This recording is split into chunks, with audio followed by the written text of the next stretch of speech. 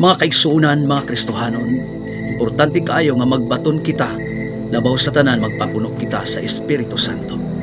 Mo kana ang tambag ni Apostol Pablo sa Efeso kapitulo 5 bersikulo 18.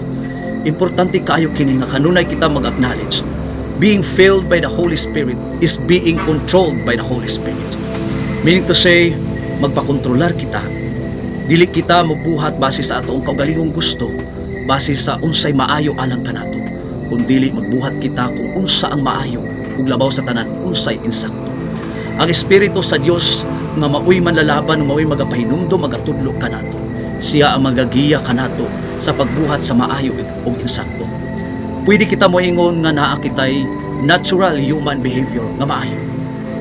Pwede kita maayos sa mga tao, but the human nature is maayo lamang ngadto sa mga tao nga nagbuhat og maayo. Mahigugma lamang ngadto sa mga tao nga nahigugma usab kanato. But the fruit of the Spirit, mga kaigsunan, one of these is goodness.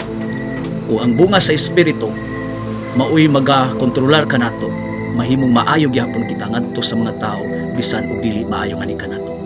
Mahigugma gyapon kita ngadto sa mga tao nga dili na mahigugma ani kanato. Sumao kana kaimportante nga magbaton sa Espiritu Santo aron mabuhat nato dili lang ang maayo kundi ang insakto, because the fruit of the Spirit is unconditional.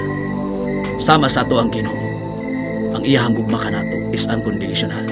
Ang iyang gibuhat kanato maayo kayo bisan og kita usahay dili maayo kaniya.